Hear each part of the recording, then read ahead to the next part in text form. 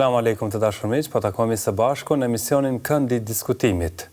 Kjo fundjavë do të shënoj udhëtimin e haxhilerëve të Kosovës për në Mekë për të kryer ritualin e haxhit, mbase edhe java që po vjen fillimi i saj do të jetë me këtë lloj udhëtimi për qytetarët besimtarët nga Kosova që do të kryejnë këtë obligim fetar.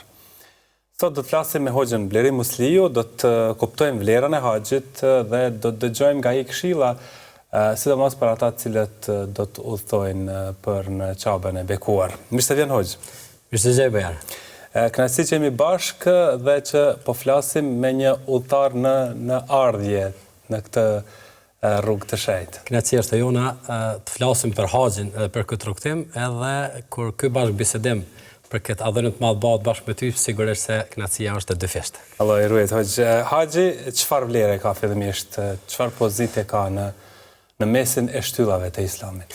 Haxhi si një nga adhurimet më madhore që besimtari e kryen gjatë jetës së tij, e ka një pozitë ose një vend të veçantë, madje llogaritet njëra nga shtyllat e Islamit, cilën pejgamberi alayhi salatu wasalam edhe në hadithin e Xhibrilit edhe në hadithin e Ibn Omerit na tregon për shtyllat e fesë ku i rëndit ato nga shahadeti, namazi, zakati, agjërimi dhe haxhi. Pra kryerja e haxhit nuk është thjesht një adhurim i cili përmban kënaqësi dhe shpërblime të shumta, por njëkohësisht është edhe njëra nga shtyllat pa të cilat padyshim se rrezikohet ose vehet në diskutim edhe Islami ose qëndrimi i Islamit në ato shtyllat ose në ato konditat të cilat është ndërtu feja islame. Dhe në fakt haxhi në fund përshkruhet si obligim për ata që kanë mundësi. Çfarë do të thotë kjo? Cilat janë ato kushtet që një besimtar e obligojnë të kryejë ritualin e haxhit? Për dallim prej obligimeve tjera, haxhi e ka një lloj po themi fleksibiliteti në raport me obligueshmërinë. Për shkak se ka ardhur në të gjitha po themi ato ajetet dhe hadithet dhe domthon argumentet ku flitet për obligueshmërinë e haxhit ka ardhur me një shtesë të veçantë e që është men istata ilayhi sabila, ai i cili ka mundësi që ta kryej haxhin. Për shembull, për dallim prej namazit, ku namazi nuk ka po themi asnjë alternativë. Edhe ismuri, edhe udhëtari, edhe çdo kush, madje edhe ai i cili është në front, domthonë ka obligim që ta kryej namazin me rregulla të caktuara të lehtësimit, të cilat janë sigurisht lehtësim, por në fund mbetet si obligim i patjetërsueshëm. Ndërsa për haxhin është një lloj lehtësimi sepse ka ardhur me shprehjen për ata të cilët kanë mundësi. Pra haxhi obligohet për secilin që në radhë parë është domthonë musliman, besimtar që e pranon Allahu xhallahu shanu pranon Kur'anin si libër, pranon pejgamberin alayhis salam, është shtylla e fesë, pra duhet ta pranoj. Duhet ta pranoj si obligim në radhë parë, pastaj edhe shpërblimet që i ka. Pastaj prej domthon kushteve të haxhit është gjithashtu që njeriu të jetë moshën madhore. Pra fëmia mund ta kryejë haxhin, por nuk e ka kryer obligimin. Nuk e ka kryer obligimin. I ngjet shpërblimi për prindin e tij, por nuk e ka kur të hyn moshën madhore përsëri duhet ta kryejë haxhin. Gjithashtu prej kushteve të haxhit është që njeriu të jetë i aftë psikikisht, që ta di domthon veprimet të cilat i bën, dhe gjithashtu një nga ajo kushti domthon që shpesh herë diskutohet dhe vetë në diskutim ndoshta shpesh herë edhe keq përdoret në raport me obligueshmërinë e haxhit është mundësia financiare dhe mundësia fizike.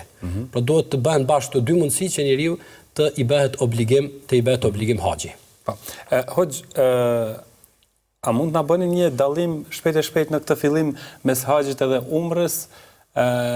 Me që kjo fundit edhe është bërë shumë e frekuentuar kohëve të fundit edhe nga qytetarët tanë, nga besimtarët e Kosovës, pra e realizojnë umrën. Po është një dukuri në rritje, e cila sigurisht është shumë e mirëseardhme, e cila padyshim se ata të cilët shkojnë atje dhe shkojnë me njetet e caktuara, shkojnë me bindjen e caktuar, shkojnë me kërkesat e caktuara, pra, edhe me ambicet caktuara, me targetet caktuara, ata do të kthejnë shumë me fitime shumë të mëdha. Frika është se të mos bëhet omri janë një lloj po themi vizite e pa shpirt, apo thjesht një lloj shurje e kuriozitetit, mendoj se kjo do një trajtim ndoshta të veçantë në kohë të caktuar që njerëzit por sigurisht ata që shkojnë e thonë se duam ta shohim. Padyshim, Umra është një haxh i vogël, mund të themi, dhe i përmban disa nga adhurimet të cilat kryen haxh, pra nuk i përmban të gjitha, sepse në umre nuk ka Arafat. Sepse Arafati është ditë e caktuar e cila ndodh vetëm një herë gjatë vitit. Pjesë tjera mund të jenë, domthonë kohë tjera janë kryerje të tavafit edhe sajt, edhe shkurtimi i flokëve, veshja e ihramit. Këto janë ato kushtet e umrës. Ndërsa haxhi ka Arafatin, haxhi ka Muzdelifen, haxhi ka Minan, haxhi ka udhën e gurve, haxhi ka kurbanin e kështu me radhë. Është më madhështor. Padyshim është shumë më madhështor, edhe njëkohësisht edhe shpërblimi është shumë më i madh, edhe gjithashtu është edhe shtyllë e fesë. Andaj edhe vlera dhe rëndësia e haxhit është do të flasim ekskluzivisht edhe për të gjithë ata që do të fillojnë pra udhëtimin në këtë rrugë madhështore, por paraprakisht hoxh, a konsiderohet haxhi pranuar nëse nuk kryet diçka në përpikmëri gjatë këtij rituali? Apo gjithçka duhet të shkojë në formën më të mirë? Haxhi është një adhurim shumë madhështor. Dhe njëkohësisht është adhurim i cili kërkon një kujdes të veçantë në kryerjen e adhurimeve. Për atë arsye preferohet dhe sigurisht se është ndoshta edhe e domosdoshme që ai i cili shkon haxh të shkojë në përcjellje të dikujt, i cili do t'i pri, i cili do t'i tregoj, i cili do ta mësoj, do ta udhëzoj, do t'ja kujtoj adhurimet e caktuara kështu me radhë. Ashtu siç organizon pra. Padyshim, andaj edhe Bashkia Islame domthonë ka sistemin jashtëzakonisht domthonë të përshtatshëm për shkak se e ka një udhëheqësi të përgjithshme, pastaj i ka udhëheqësit e po themi të rajoneve ose të degëve, të haxhilerëve ku secili haxhi e ka një përgjegjës të cilën mund të drejtohet me pyetje të caktuara, me këshilla të caktuara që kërkon, po edhe ai ka përgjegjësinë e orientimit edhe të udhëzimit të haxhive në kryerjen e adhurimeve të caktuara. Haxhi ka kusht, po më dhe ka adhurime të cilat duhet kryen gjithsesi. Po nuk u kryen ato, haxhi është i pavlefshëm. Dhe njëra nga këto adhurimet gjatë haxhit është qëndrimi në Arafat. Po nuk qëndroj haxhiu në Arafat, mbrana periudhës së caktuar kohore, nga koha e drekës deri në perëndimin e diellit, të paktën në një periudhë të shkurtë, brenda territorit të Arafatit nuk llogaritet haxhi. Haxhi është Arafat. Andaj pejgamberi ka thonë el haxhu Arafat, domthonë për tregu vlerën e rëndësinë e tjera. Të gjitha adhurimet tjera pastaj e kanë një lloj po themi lirie të veprimit, ofrimi, largimi, veprimi pak para kohe, veprimi pak mbrapa kohe kështu me radhë. Andaj kanë ardhur disa transmetime nga pejgamberi se nuk është pyet pejgamberi për diçka nga haxhi, domthonë në veprimin e tyre përveç se ka thonë ifal wala haraj, vepro sepse nuk ka gjë të keqe, sepse Allahu xhallahu shanu është i mëshirshëm dhe mëshira e tij është madje edhe për ata të cilët e kundërshtojnë dhe shajnë, e lërë më për ata të cilët janë musafir të Allahut subhanahu wa taala. Andaj për ata të cilët e kanë kujdesin dhe mundohen që të kryejnë këto obligime me rregull, edhe të jenë perfekt, edhe të jenë të disiplinuar, edhe të jenë të edukuar, veprimi i ndonjë adhurimit të saktuar para ose mbrapa kohës, mendoj se nuk prish punë. Por sigurisht se janë disa nga shtyllat e haxhit që duhet kryen patjetër. Për shembull ihrami është kusht i patjetërsueshëm. Pikërisht këtu edhe desha të dalë te çështja e ihramit, ajo veshje që në fakt në pamjen fizike e transformon besimtarin. Çfarë domethënie shpirtërore ka kjo veshje ihrami, ajo veshje e bardhë? Bujar ihrami është ndoshta simbolika më e veçantë e haxhit.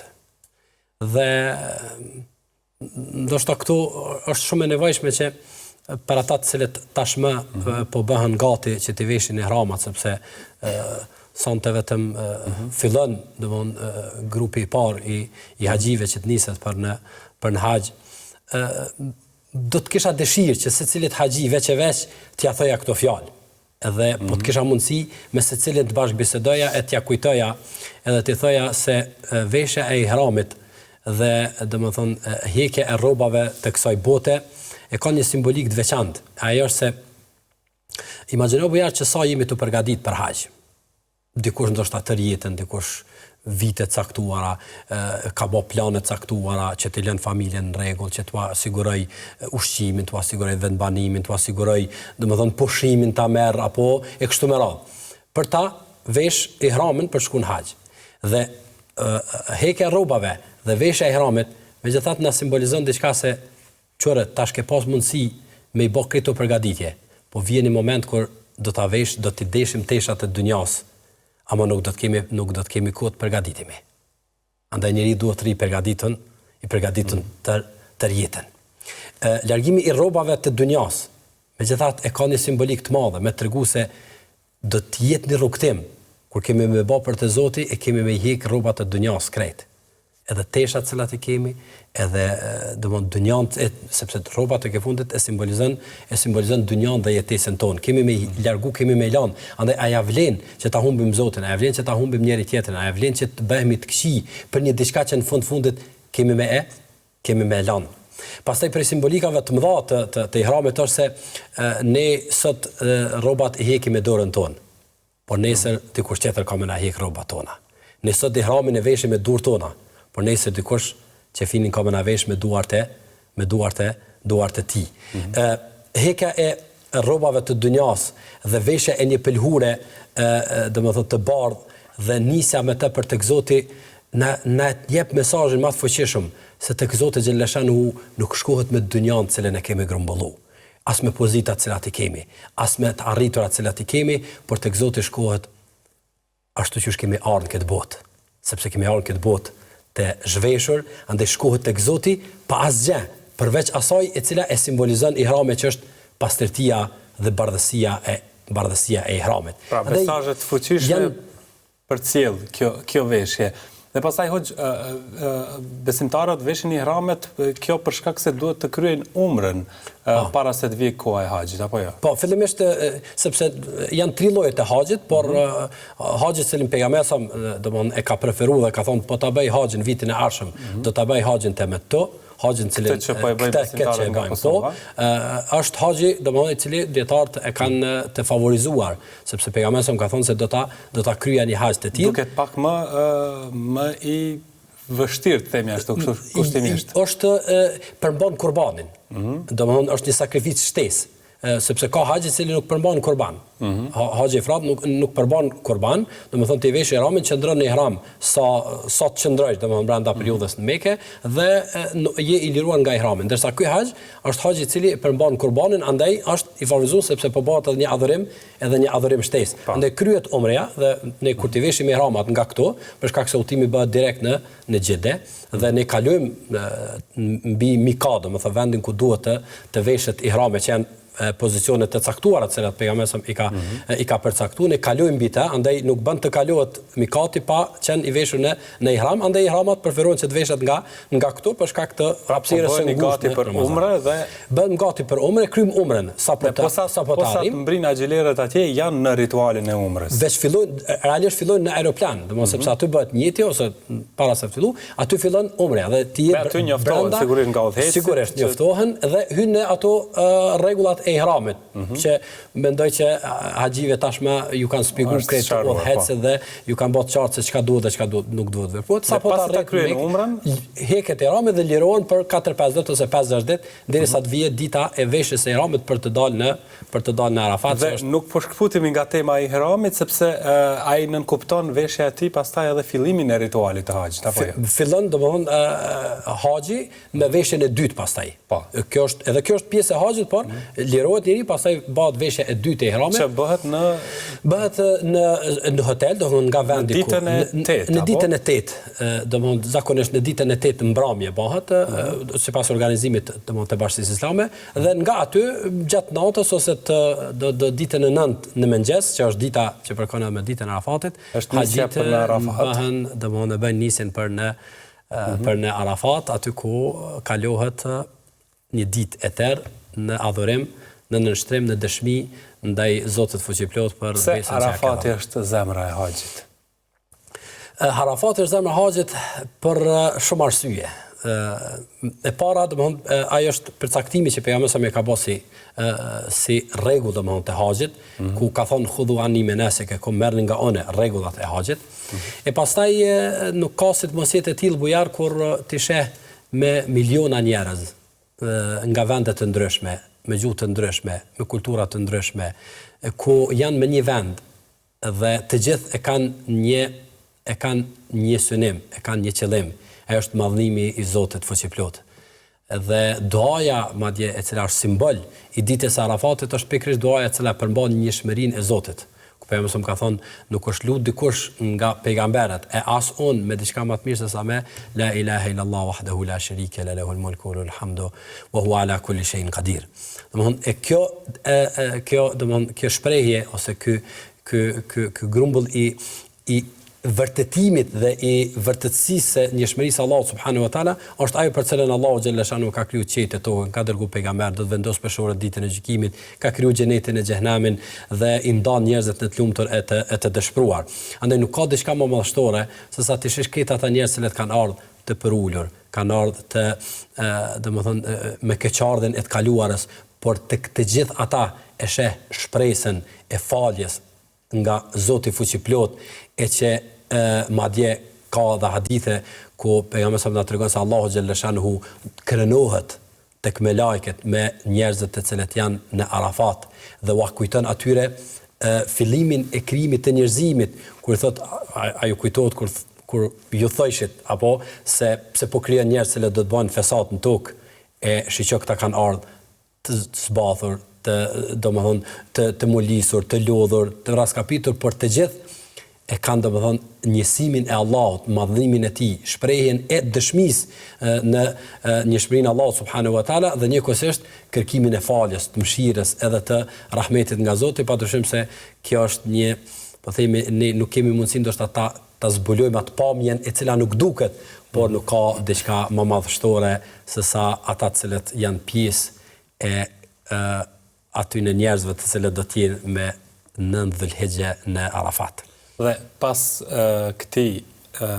kësaj shtylle të haxhit, besimtarët pastaj do të vazhdojnë në besimtarët pastaj kthehen për Muzdelife, ku qëndrojnë një natë ose një pjesë të natës, të nesërmen vazhdojnë me hudhjen e aty marrin ca guralec. Në Muzdelife është domethënë një hapësirë e caktuar ku nuk ka ndonjë adhurim të veçantë. Falet akşam dhe jacia e bashkuar dhe e shkurtuar jacia dhe nuk ka domethënë asnjë obligim tjetër përveç se të pushon njeriu. Që tregon se kur feja, kur pejgamberi sa më ka mësuar që edhe pushimi në këtë rast është adhurim. Madje shumë njerëz që ndoshta mundon të falen ose të bëjnë adhurim, jo, në këtë rast adhurimi më i madh që bën njeriu në Muzdelife është pushoj. Madje ka ardhur transmetime se as namazi i vitrit nuk falet në atë natë. Namazi i vitrit, për shkak se në haxh është transmetuar se është transmetuar dhe ka ardhur nga pejgamberi sa çdo veprim që ai ka bën, e atë natë nuk është transmetuar se pejgamberi sa ka falë namazin e vitrit, pushojnë deri në kohën e mëngjesit, mas sabahut, falin sabahun, bëjnë dua, marrin goralecet edhe nisen për në Mena për të shfrytzuar ata guralec për ta goditur shejtanin, vendin ku domthon shejtani e ka po themi ka tentu ose është mundu që ta pengoj Ibrahimin alayhis salam nga një adhurim i madh, kryimin e adhurimit të madh dhe një premtim i cilën Zoti ja kishte bërë. Dhe kjo periudhë hoxh veçohet me lutje, me pendim? Padyshim, haxhi unë them kështu, domethënë se haxhi nuk ka ndonjë hap që njeriu e bën haxh e që nuk duhet të meditoj. Nuk duhet të adhuroj Zotin, nuk duhet të madhroj Zotin, nuk ka. Përndryshe, në qoftë se haxhiu gjatë haxhit ndalet vetëm në aspektet e jashtme, ai do të kthehet i varfër.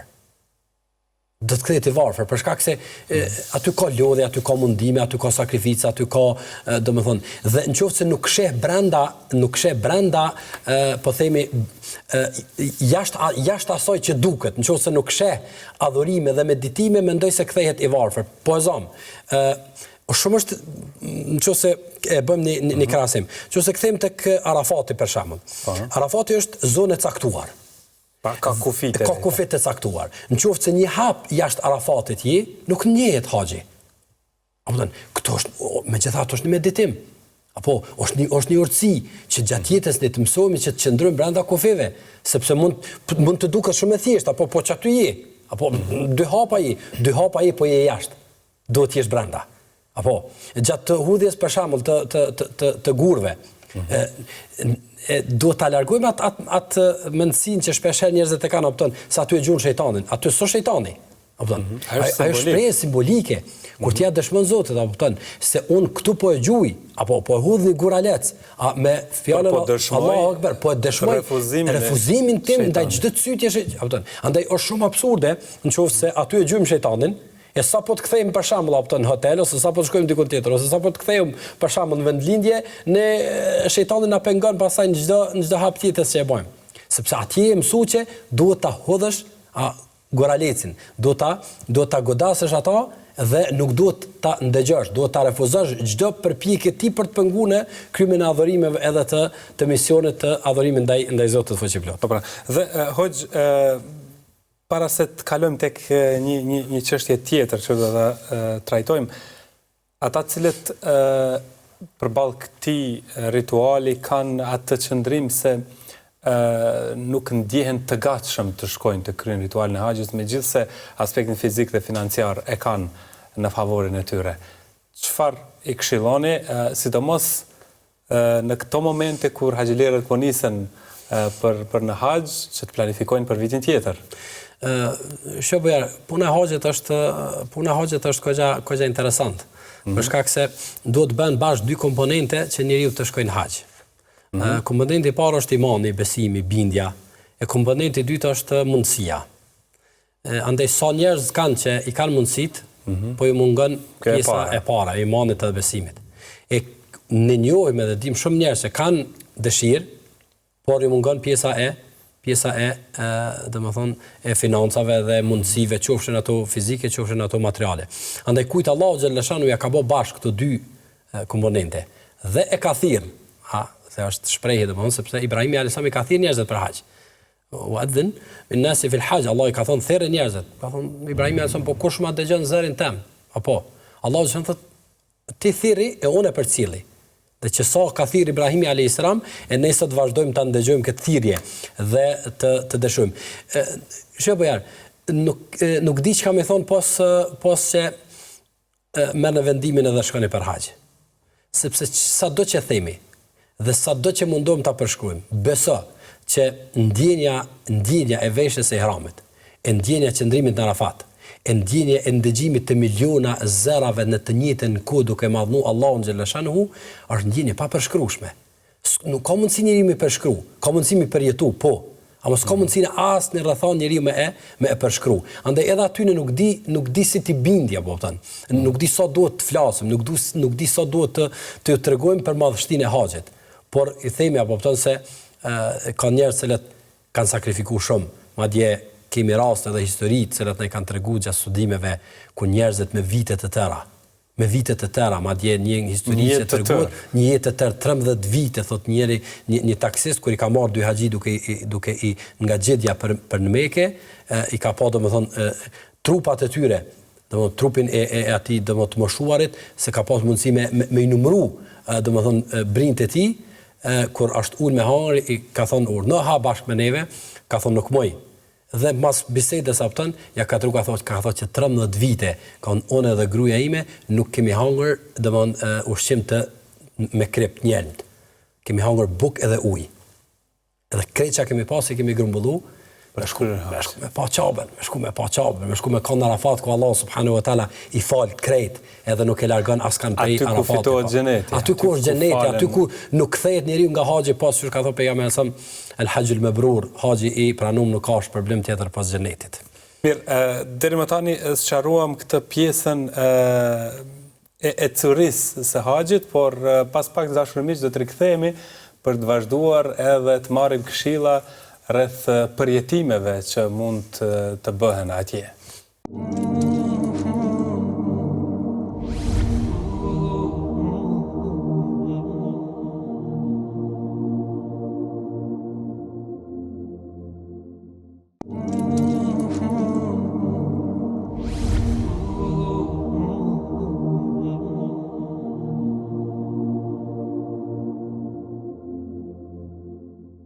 Dashurmiq, po flasim këtu te këndi diskutimit me Hoxhën Blerim Musliu lidhur me ritualin e haxhit dhe udhëtimin e besimtarëve nga Kosova që do ta realizojnë. Ndërkohë Hoxh e sqaruat pra ato etapa që e presin besimtarin për të kryer ritualin e haxhit. Cilat janë këshillat tuaja për ata që po përgatiten pra për të nisur për në haxh, për ta përjetuar më mirë shpirtërisht këtë udhëtim? Po, fillimisht duhet ta dinë një gjë.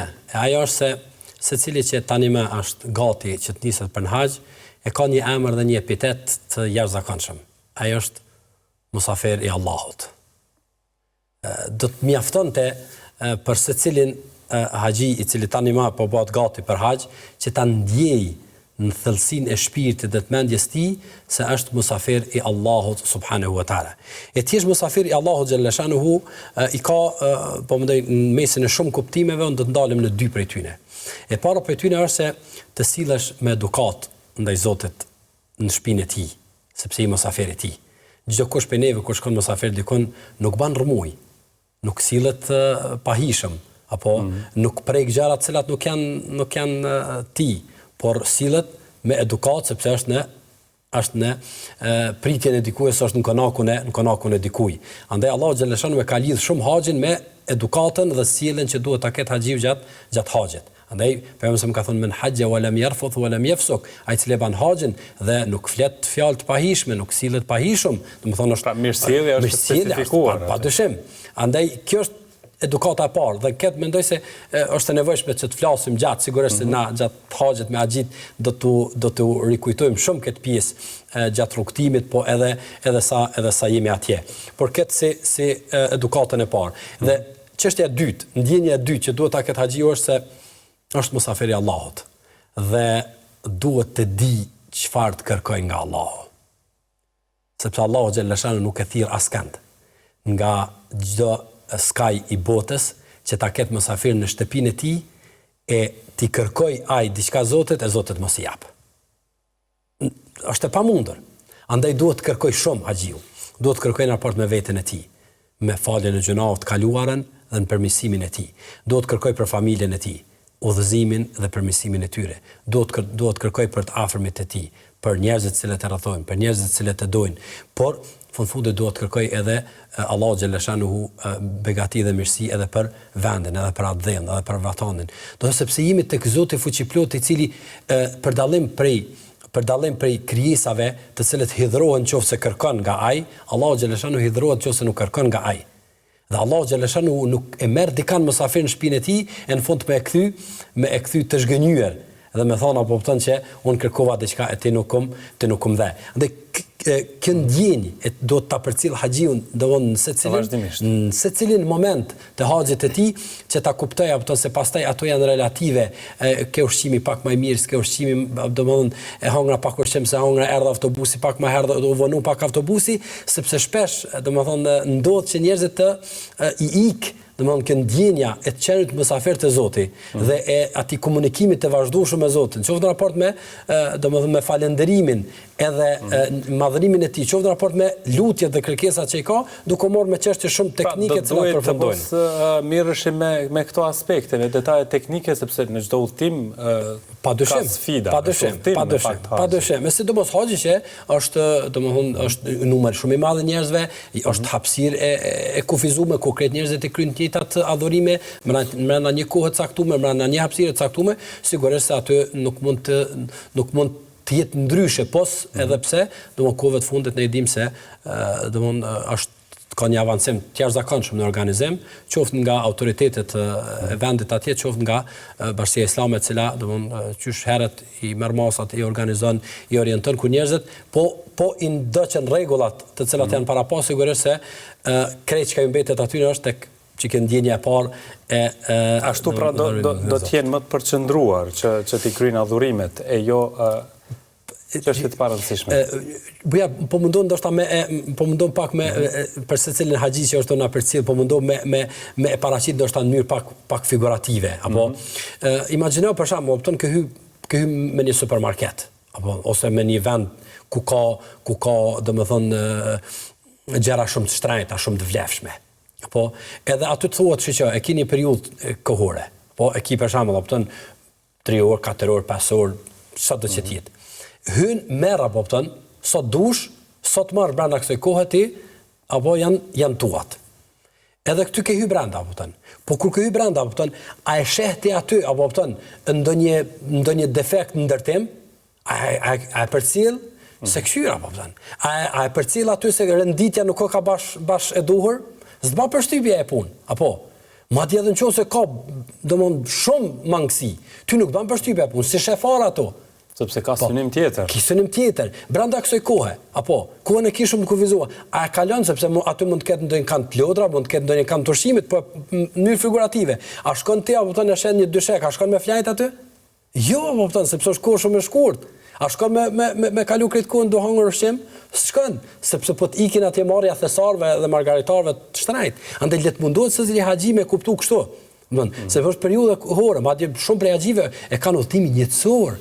Një herë në jetën e tyne, me këtë haxh nesër kanë me dalë para Zotit xhallashanuhu. Allah i ka thirrë mysafir në shtëpinë e tij, e ju ka thonë merrni çka doni, a ka mundësi me kalu për shkak opton kohën në gjumë, kohën në llafen, muhabeten, në politikën, në gibeten, domosdoshmë sigurisht ato sepse është koha jashtëzakonisht më e vlefshme se sa marrja me të gjitha këto. Dhe hoxh haxhilerët në ardhje, me vite të tëra e kishin këtë ëndër.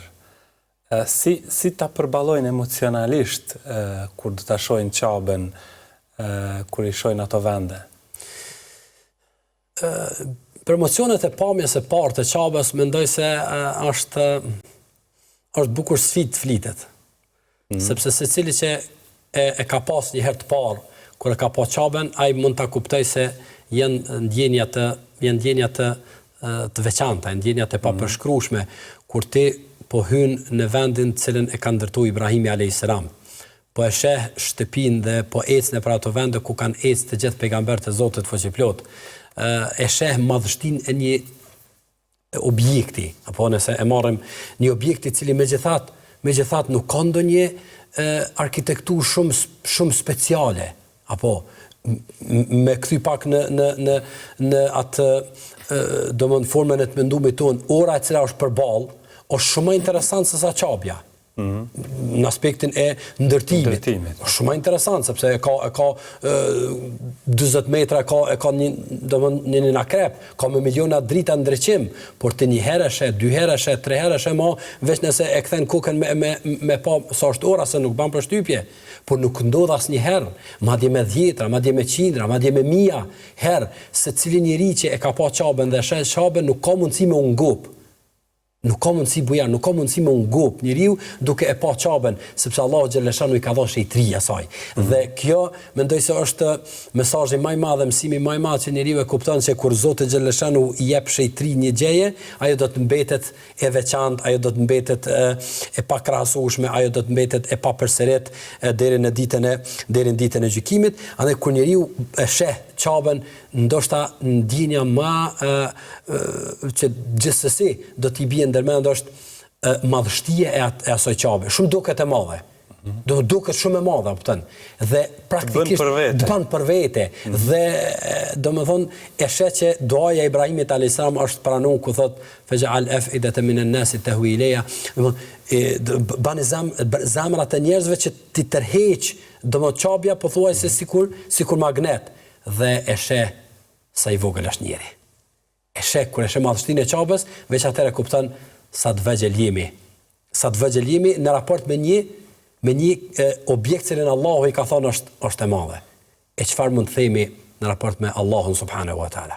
Kush mbetim ne pastaj për ta kundërshtuar Zotin, për të mos e ndëgjuar ata, për të mos e dashur ata, për të nditë pamvarur prej tij e kështu me radhë. Dhe këtë këtu janë ndjenja të cilat haxhiu duhet i përjetoj dhe duhet të ndjen momentin e parë të pamjes së çapës këshilla pastaj është sidomos për ata që të shohin për të parë që ta përzgjedhin një dua shumë speciale, duan më të mirë, më të vlefshme në momentin e parë që e shohin çapën. Po, kjo dua është e përzgjedhur nga njerëzit, domethënë nuk ka ndonjë dua specifike, është dua e pranuar me emrin të Zotit. Po. Dhe hoxh, cilat janë ato sfidat, të themi, më të shpeshta që haxhilerët mund të përballen gjatë kryerjes së ritualit, që duhet t'i kenë parasysh që të bëhen gati me sabër, me durim që ti të i kalojnë ato sfida. Sabër do të më marrë shumë, Haxhit. Sabër do të më marrë shumë dhe mendoj se është sado që t'ju flitet. Haxhive për sabrin është pak sepse ju duhet sabër shumë. Natyra është e tillë, natyra e haxhit është e tillë. Domethënë është e tillë për shkak se njeriu ballafaqohet me turma të mëdha të njerëzve. Ka njerëz për shembull që ndoshta vinë prej vendeve. Ne ta kujtojmë se organizimi është i përpikt, është shumë i mirë i Ministrisë së Haxhit atje. Është sepse këtë kanë me kry tavafin në njëjtën kohë. Për shembull, ditët e kryerjes së tavafit të Haxhit, edhe të sajt, janë zakonisht njerëzit shpejtojnë me i kryer ana 2-3 ditëve të Bajramit, po themi, ditëve të mas Arafatit. Dhe këtë turmat janë në të njëjtën kohë, janë të koncentruar në të njëjtën kohë. Dhe ne për shembull kthehemi pak e marrim pak e bëjmë një krahasim. Ka plot pe haxhive ndoshta që vinë prej fshatrave ku ata këtë turma më e madhe që ata kanë pa është ndonjë ditë pazari që ata kanë shku. Apo domethënë që tashmë edhe tregje dhe pazare nuk po ka. Domethënë dhe ballafaqimi me një turmë të madh të njerëzve, të shumë njerëz krijon një lloj fobie, një lloj paniku, një lloj për ata dhe shumë haxhit se në momentin e parë që shmangën ndoshta nga grupi, i ka panika se çka u bë. Ky është një detaj shumë me rëndësi që përmendet hoxh.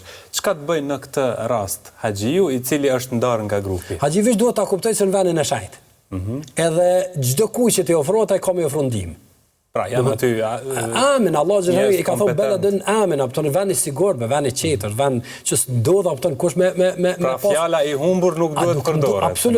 Absolut. Plus tash, domethënë janë mjetet jashtëzakonisht të lehta, për shkak se domethënë edhe në ato Bexhat që Bashkia Islame i ka përgatitur, tashmë besoj që shumica e haxhive i kanë në përduart e tyre, aty mbrapa përveç emrit mbi emrit, adresat e telefonit të udhëheqësve, mbrapa janë ato, domethënë kodet ku me skanimin e tyre ta tregon hotelin, tregon ku je, tregon ku më shku, domethënë absolutisht është ndjenja e humbjes, ndjenja e frikës se kam humbur është inekzistente, duhet të jetë. Megjithatë haxhit ka disa që janë mosh, ka disa të cilat nuk kanë dalë shumë e kështu me radhë, pra këshilla është që të mos i ka paniku, sepse paniku pastaj i shkakton të gjitha.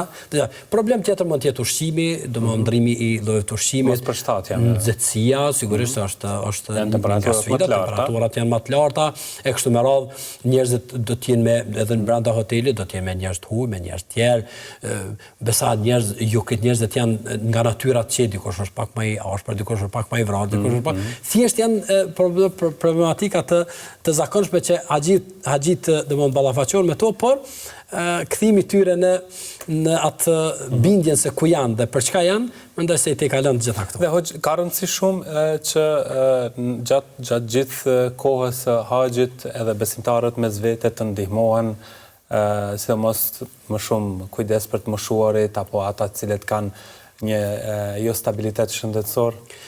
Po edhe aty nëse nuk është kjo ndjen ku duhet jetë. Pejgamberi sa më ka thonë të ecë me dikan, domethënë në kryerjen e pune, pra nuk e ka kushzuar kryerjen e punës, po vetë ecë me dikan, ka thonë pejgamberi sa është më mirë për mua se sa qëndrimi në xhamin e pejgamberit, sa një muaj ditë, në itikaf. Po për shembull ata kur jemi 3 javë jemi po zamë, kupton? Edhe secili pe haxhive nin veten se ka kryer një punë shumë të madhe, apo? Padyshim. Por imagjino me çfarë lehtësie mund ta fitosh një shpërblim kaq të madh. E sidomos kur dihet se janë vend i shenjtë, ku shumë fishojnë shpërblimet. Janë ditët e veçanta, janë ditët e Dhulhijhes, sepse do të jemi në ditët e Dhulhexhes. Ndihma ndaj tjetrit që në rrethana normale është problem i madh e lere më për musafiri Allahut, po të kujdesesh për musafirin Allahut, sigurisht se ndjenja e afërsisë, edhe ndjenja e bashkëpunimit, e ndjenja e dhënies përparësi tjetrit, apo thon ku jo detyrimisht ti që i ri duhet të vraposh atë janë nxorsh vënën atij ose të garosh, po duhet të japësh përparësi atij i cili është më i vjetër, atij i cili është me probleme të caktuara shëndetësore kështu me radhë. Njeriu pra ka mundësi që në çdo detaj të këtij udhimi të kthehet me shpërblime shumë të mëdha. E sidomos në këtë pjesën e bamirësisë dhe ndihmës ndaj tjerëve. Dhe në fund fare, Hoxh, çfarë porosie keni për të gjithë ata që nuk arritën të shkojnë edhe këtë vit? Porosia do të ishte nisnja grumbulloni pasuri nga tani. Nisja grumbulloni nga pasuria tani. Sa do qoftë ajo, mujara, sa do që njëve ka pagën, edhe ka, me gjithë, do më thonë, çmimet e rritura dhe problemet e mëdha që po ballafaqohemi, do më thonë, sidomos ndoshta në kohën e fundit, mendoj se një projekt i secilit prej neve, ku do të ndaj, qoftë shumë simbolike, por do ta vendos anash dikon, për njetin dhe synimin dhe qëllimin e kryerjes së haxhit nga ai moment. Ai ka fillu të përjetoj, ka fillu rrugtimin, ka fillu përjetimin, ka fillu shpërblimin e përjetimit haxhit. Dhe unë jam i bindur që nuk ka dikush që ka fillu përveç Allahu ja ka lehtësu. Këto kam bindje, madje edhe për përvojave, edhe personale, edhe të ndëgjuara. Kjo shumë rëndësi. Mbi krejt ket nuk ka nis dikush që të grumbulloj pasuri, apo që të shkojnë haxh. Në qoftë se Allahu ja merr shpirtin, po se kam ja dhash shpërblimin e haxhit. E mendoj se kjo është ajo begatia dhe madhështia e jashtëzakonshme e mësimeve të fesë dhe e njohjes tonë ndaj Zotit. Ne falenderojmë shumë që ishit me ne sot për të ndarë këto këshilla për bashkëpunëtarët tuaj gjatë këtij rrugtimi special dhe të veçantë. Urojmë që të shkoni me lehtësi dhe të vini me shumë shpërblime. Amin. Kënaqësia është jona, Bujar, që Zoti më se na i pranoi e na mundsoi që të jemi së bashku gjatë rrugtimit, nëse jo fizikisht me lutjet e me duat tona. Amin. Faleminderit shumë. Allah i shpërblet. Dashur miq, kjo ishte biseda sot me Tek Këndi i Diskutimit. Faleminderit shumë që na ndoqët. Mirëmbëjtje.